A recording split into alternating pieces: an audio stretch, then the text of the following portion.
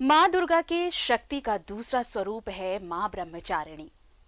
कठिन साधना और ब्रह्म में लीन रहने के कारण इन्हें ब्रह्मचारिणी कहा गया। माँ ब्रह्मचारिणी को ज्ञान, तपस्या और वैराग्य की देवी माना जाता है। माँ का ये स्वरूप अनंत फल देने वाला है। माँ ब्रह्मचारिणी की उपासना से तप, त्याग, सदाचार और संयम में वृद्धि होती है। स्वामी दिव्यानंद जी महाराज, बहुत बहुत स्वागत है आपका न्यूज़ 11 भारत के इस विशेष कार्यक्रम में।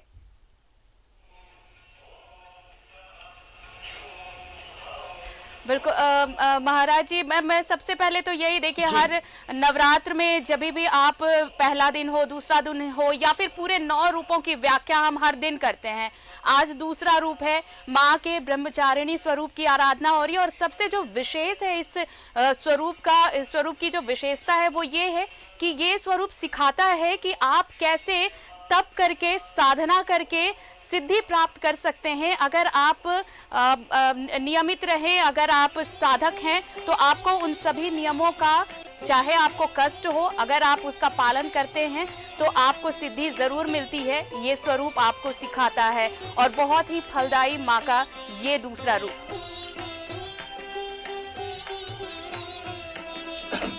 बिल्कुल आरती, देखिए बहुत गूढ़ बात आपने बताई। सबसे पहले नवरात्र को यदि हम जानते हैं कि नवरात्र क्या है, 9 दिन नहीं बोलते, नवरात्रि बोलते हैं जी। यहाँ रात्रि का महत्व है, साधना का महत्व है, एक सांसारिक व्यक्ति भी करता है। लेकिन जब भी नवरात्रि की बात आती है तो नौ दुर्गा या 10 महाविद्या की साधना इसमें मुख्य रूप से एक साधक करता है।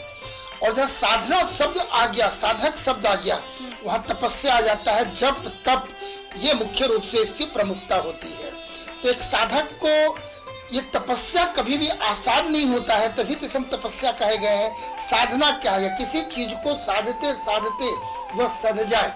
माँ को अपने आत्म स्वरूप में देखना, ये सबसे बड़ी यात्रा है इसके लिए। और इसके लिए बहुत ही अनंत यात्रा है। ये जीवन कई जन्म भी लग जाते हैं। और इसी साधना को कई मार्ग से लोग करते हैं, भक्ति मार्ग से करते हैं, ज्ञान मार्ग से करते हैं, कुंडलिनी जागरण के माध्यम से करते हैं। घुमा फिरा कर फिर बात आती है तपस्या की। जब तप की बात करते हैं तो जैसा आपने सही कहा, माता ब्रह्मचारिणी द्वितीय दिवस में ब्रह्मचारिणी जैसा नाम ही है। ब्रह्म को चरने वाला ब्रह्मचारी कहा गया है। अधिष्ठात्री देवी माता है। आज जिस स्वरूप की पूजा करें माता ब्रह्मचारिणी का, यानी ब्रह्म को, तपश्चर्या को साध कर चलने वाला, चरने के साथ में उसी को ब्रह्मचारिणी कहा गया है।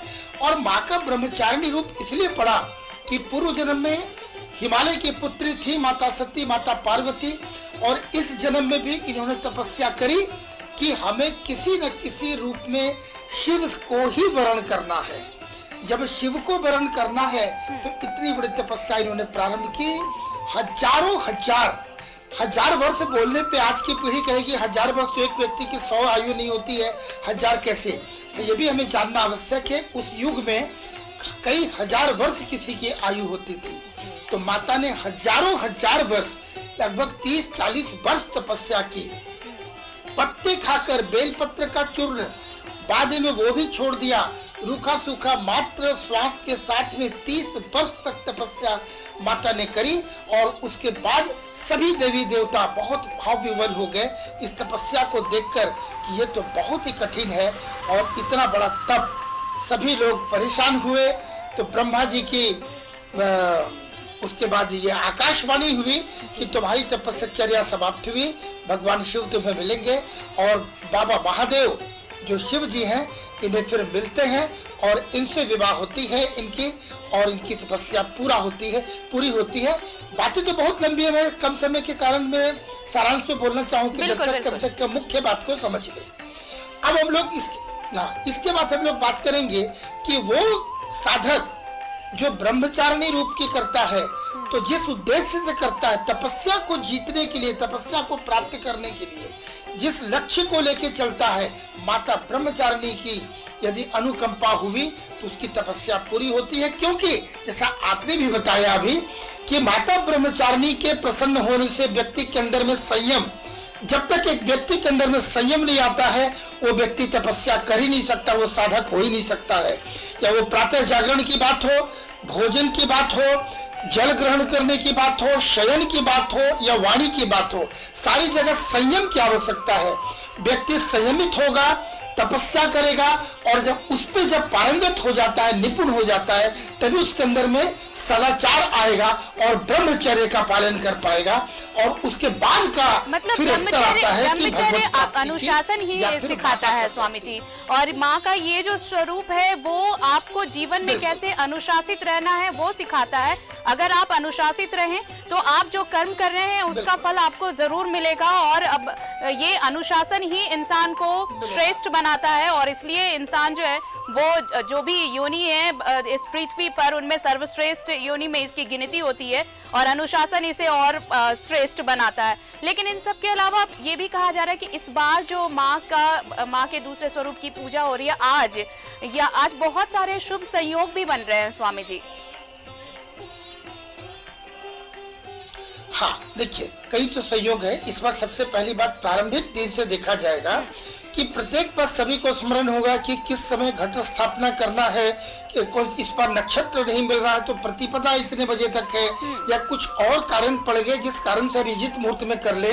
इस बार प्रारंभिक काल से माँ का आगमन भी बहुत ही अच्छा है, जिसकी चर्चा हो गई, पुरानी बात हो गई, अब तो आगमन वाली बात। लेकिन जब देखेंगे तो किसी प्रकार की बाधा नहीं, और निरंतर सारे पूजा माँ स्वीकार कर रही है, तिथि नक्षत्र के हिसाब से ये कर रही है। अभी जैसा आपने कहा कि एक अनुशासित जीवन हो तभी कर पाएगा। मनुष्य को वही स्थिति प्राप्त करने के लिए तपस्या करना पड़ता है। जब वो ब्रह्मचारी बनेगा, ब्रह्मचर्य का पालन कर पाएगा, संयमित हो जाएगा, अनुशासित हो जाएगा, तभी वो साधना में निपुण होगा। और जब साधना सही ढंग से उसकी चलेगी, या वो गृहस्थ व्यक्ति क्यों ना हो, हम टेक्निकल बात कहीं साधना की बात, चक्रों की बात कर रहे हैं, जो गृहस्थ व्यक्ति हैं वो भी साधारण रूप से जो घर में अपना दुर्गा सप्तशती का कील कवच वगैरह 13 अध्याय के, अगर आप उसमें अनुशासित नहीं रहते हैं तो फिर आप गृहस्थ जीवन को भी सही से चला नहीं पाएंगे। बहुत अच्छी बात आपने कही ये कि देखिए गृहस्थ जीवन अपने आप में एक साधना है। हम सन्यासियों के बीच भी चर्चा होती है कि गृहस्थ जीवन में रहकर जो साधन कर ले वो ज्यादा श्रेष्ठ है। एक सन्यासी तो वो मात्र अपने साथ है, उनका स्थान श्रेष्ठ है, लेकिन एक गृहस्थ व्यक्ति अपने काम काज, सारे व्यवसाय को, पूरे परिवार को, आत्मसज्जन को देखने के बाद जो साधना करता है वो कठिन मार्ग है, और इस पे व्यक्ति कर सकता है। लेकिन जब कठिनता की बात कर रहे हैं और तपस्या की बात कर रहे हैं, एट द सेम टाइम यह भी कहेंगे कि माता जिस रूप में है, माता बहुत जल्दी द्रवित हो जाती है। माता को द्रवित करना, उन्हें रिझाना बहुत आसान है। उसका एक ही फॉर्मूला, बस इतने वर्षों की साधना में मैंने सीखा कि आप कितने सरल भाव से अपने आप को माता के चरणों में समर्पित कर पाते हैं। और जहाँ समर्पण की बात है, फुल्ली सरेंडर, किसी प्रकार की आडंबर या किसी प्रकार की बाहरी दिखावा के बिना बस माता के साथ एक कनेक्ट होना।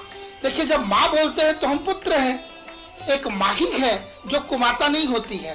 माता अपने दोनों हाथ से अपने बच्चे का हमेशा स्वागत के लिए, उसकी कृपा देने के लिए खड़ी रहती है। जब आप पूरी तरह से माँ के चरणों में समर्पित हो जाते हैं तो माँ तो यूं भी झोली भरती है जो खाली लेकर आते हैं, और जब आप समर्पित होते हैं तो माँ की असीम कृपा उन पर होती है। ये बातचीत जारी रहेगी स्वामी जी। हम एक अंतराल के लिए रुकेंगे, एक छोटा सा अंतराल लेंगे, और इस अंतराल के बाद हम अपने दर्शकों के कई सवाल भी हैं वो जानना जरूर चाहते होंगे कि अगर ब्रह्मचर्य का पालन कर माँ ब्रह्मचारिणी का ये स्वरूप हमें मिला तो और क्या आज के दिन क्या भोग लगाया जा सकता है, पूजा की विधि क्या होगी, कौन सा रंग शुभ होगा, इन बातों पर भी चर्चा होगी। एक छोटा सा अंतराल लेते हैं, आप कहीं मत जाइए, देखते रहिए कार्यक्रम माँ। नंदिनी नंदित मेदिनी विश्व विनोदिनी नंदनुते गिरिवर विंध्य शिरोदिनी वासिनी विष्णु विलासिनी जिष्णुनुते। स्वागत है आप सभी का इस विशेष कार्यक्रम माँ में। और आज हम चर्चा कर रहे हैं माँ के दूसरे स्वरूप की, माँ ब्रह्मचारिणी की। और आज माँ ब्रह्मचारिणी की पूजा अर्चना की जा रही है। हमारे साथ स्वामी दिव्यानंद जी महाराज जुड़े हुए हैं, सीधे उनके पास चलते हैं। स्वामी जी, एक सवाल जो बहुत अहम है, मुझे लगता है कि जो भी साधक नवरात्र का अखंड पाठ भी कर रहे होंगे, चाहे जो ये व्रत कर रहे हैं, वो ये जरूर जानना चाहते होंगे कि माँ का जो दूसरा स्वरूप है, इस स्वरूप के लिए कौन सा रंग शुभ होगा, या फिर माँ को अगर हम भोग लगाएं तो कौन सा भोग लगाएं, ये जरूर वो जानकारी चाहेंगे।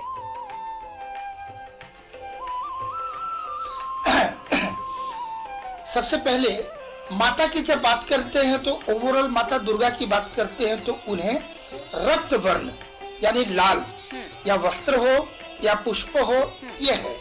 लेकिन जब नौ दुर्गा की अलग अलग स्वरूप की बात करते हैं तो सही प्रश्न किया आपने कि माता ब्रह्मचारिणी जैसा स्वरूप माता का आप दिखला रही हैं, टीवी में दर्शक देख रहे हैं बीच बीच में माता का स्वरूप। तो माता श्वेत वस्त्र में, एक हाथ में कमंडल और एक हाथ में माला लेकर अपने भक्तों के लिए वो दर्शन दे रही है इस रूप में। इसी रूप को अपने मानस पटल पर, हृदय स्थल पर स्थापित करें। श्वेत रंग की आज प्रमुखता है, लेकिन पुनः बताऊं, जब माता दुर्गा की पूजा करते हैं तो वहां पर लगभग सारी चीज लगभग लाल होते हैं।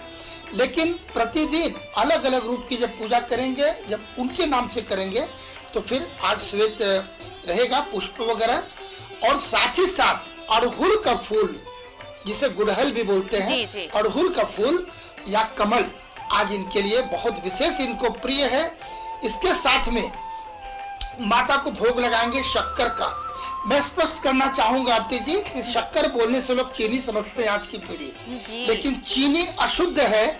इसकी जो बनावट है वो बिल्कुल नहीं, वो पूजा में नहीं होना चाहिए। यहाँ पर तो तेल, नमक, लहसुन, प्याज भी लोग वर्जित रखते हैं, और वो समझ लीजिए कि एक तरह से वो तो मांसाहार के ग्रुप में चला जाएगा। और इसलिए स्वामी जी शायद चीनी हमारे कोई भी पर्व त्योहार में आप देख लीजिए, चीनी पूरी तरह से वर्जित रहता है। चीनी को वैसे भी अशुद्ध माना गया है। शक्कर का मतलब कि आप गुड़ का इस्तेमाल करें, या फिर और भी आप जैसे गन्ने अभी गुड़ हो जाए, शक्कर, खांड जी बिल्कुल, खांड भी कुछ लोग बोलते हैं। हाँ, और कुछ यदि नहीं है तो आपके लिए सबसे सुलभ बता दूं, मिश्री। आप मिश्री भी करा सकते हैं, लेकिन पुनः बताऊं, कट मिश्री वो भी आर्टिफिशियल है, वो धागे वाली मिश्री आती है, वो शुद्ध है, ये लेंगे। और सबसे बड़ी आज माता को, जैसे कल स्मरण कराऊं कि माँ को हमने केश राशि के लिए सुगंधित तेल उनको निवेदित किया था, आज डोरी देते हैं, भोग लगाएंगे।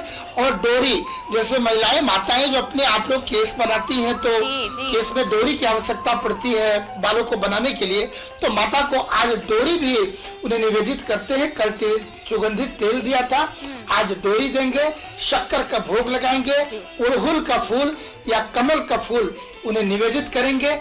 और आज का मंत्र अवश्य बताओ, यदि अगर आपको श्रद्धा हो तो सारे भक्ति भी यदि जो भी दर्शक देख रहे हैं तो टीवी में, जैसा पहले बताया, माँ को अपनी समर्पण भाव आप टीवी के सामने भी बैठकर मेरे साथ साथ आप भी दोहरा सकते हैं, या फिर हाथ जोड़कर माता ब्रह्मचारिणी का ध्यान करें इस मंत्र के साथ। दधाना कर पद्मा मक्षमाला कमंडलू देवी प्रसीदतु मयि ब्रह्मचारिण्येनुत्तमा।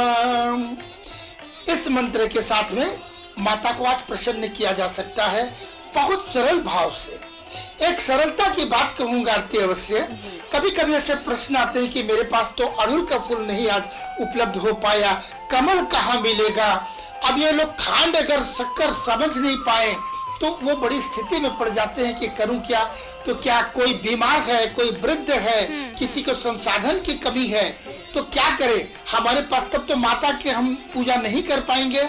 माता उन्हें भी उतनी ही अपने अनुकंपा देती है जो खाली हाथ अपने अश्रुधार के साथ जब भगवान के सामने जब प्रस्तुत होता है। कुछ नहीं, ऐं क्लीं क्लीं चामुंडाय विच्चे, इस मंत्र को, या ओम दुम दुर्गाय नमः, मैं पूरा दोबारा बता रहा हूँ, ओम दुम दुर्गाय नमः, इस मंत्र के साथ अपने हृदय कमल को, जैसे कहा गया हमारे पास कुछ भी अपना नहीं है, इस शरीर पर भी अपना वश नहीं है। और स्वामी जी एक छोटी सी बात मैं जरूर कहना चाहूंगी, जो भी दर्शक हमारे साथ अभी जुड़े हुए हैं, मंत्रों का विशेष स्थान है, इसमें कोई दो राय नहीं है। लेकिन स्वामी जी, अगर आपको कुछ नहीं भी पता और वैसे भी ईश्वर के सामने आप अज्ञानी हैं, आपका ज्ञान बिल्कुल भी वो तुच्छ समान है, अगर कुछ नहीं भी है, आप भक्ति भाव से अगर समर्पित हैं माँ के सामने, वो सबसे बड़ी चीज है। मंत्र अगर नहीं भी जाने तो भी आपकी भक्ति, आपका समर्पण, वो माँ को सबसे ज्यादा पसंद है, मुझे ऐसा लगता है। एकदम सही आप है। कल इस बात को मैंने कल के कार्यक्रम में बताया था कि कोई शब्द, कोई मंत्र, कोई रंग, कोई पुष्प, कोई नैवेद्य से भी परे है। वहाँ मात्र आपकी श्रद्धा, भक्ति, समर्पण भाव, जब उस भाव से अश्रुधार निकलते हैं, जब माता के साथ कनेक्ट होते हैं, वो संपर्क होता है माता और पुत्र का, तो वह अश्रुधार स्वतः आ जाते हैं, एक स्तर आता है और वह किसी चीज की आवश्यकता नहीं है। आज जो ब्लूटूथ कनेक्ट करते हैं ना, तो ब्लूटूथ के लिए पासवर्ड भी होता है। वो पासवर्ड है जैसे ओम दुम दुर्गाय नमः, कुछ नहीं, माँ तो बोल ही सकते हैं, कार्यक्रम का नाम आपने माँ रखा है, कुछ नहीं, माँ तो कोई एक गूंगा भी बोलेगा, एक गूंगा को कोई शब्द नहीं मिलता है लेकिन वो माँ अवश्य बोलता है। ना बोले हृदय से जो आवाज निकलती अपनी मातृभाषा में, आप भोजपुरी में, मैथिली में, मारवाड़ी में, पंजाबी में, नागपुरिया में, जैसे भी अपनी भाषा में माँ से बातें करें, उनसे कनेक्ट हो और हृदय कमल को समर्पित करें, किसी चीज की आवश्यकता नहीं है। लेकिन जब स्थूल रूप में पूजा करते हैं, तो जिस तरह की अभी जब कमल की बात, कमल गट्टे की बात या बाकी चीजों की बात की, तुम दोनों पक्ष को साथ लेके चल रहे हैं कि जिनके पास कोई संसाधन नहीं है और जो उस भक्ति में डूबना चाहता है, मतलब उनके लिए भी माँ के लिए, माँ की आराधना के लिए, माँ की पूजा के लिए किसी आडंबर की जरूरत नहीं है। आपकी जस शक्ति तस्त भक्ति वाली जो है बात, वो बिल्कुल लागू होती है। माँ को अगर सबसे ज्यादा कुछ प्रिय है तो वो है आपकी श्रद्धा, आपकी भक्ति, आपका समर्पण। बहुत बहुत शुक्रिया स्वामी जी हमारे साथ जुड़ने के लिए और आज विस्तार से इस चर्चा के लिए। तो देखिए, आज माँ के दूसरे स्वरूप यानी माँ ब्रह्मचारिणी की आराधना की जा रही है और माँ ये संदेश, माँ का ये स्वरूप हमें संदेश देता है कि ब्रह्मचर्य जीवन सबसे ज्यादा, सबसे सरल है और वो हमें अनुशासन सिखाता है। और अगर हम जीवन में अनुशासित रहें तो हम हर लक्ष्य हासिल कर सकते हैं, हर लक्ष्य पा सकते हैं। और माँ तो ऐसी ही है, जैसी जिसकी मनोकामना होती है सबकी पूरी करती हैं।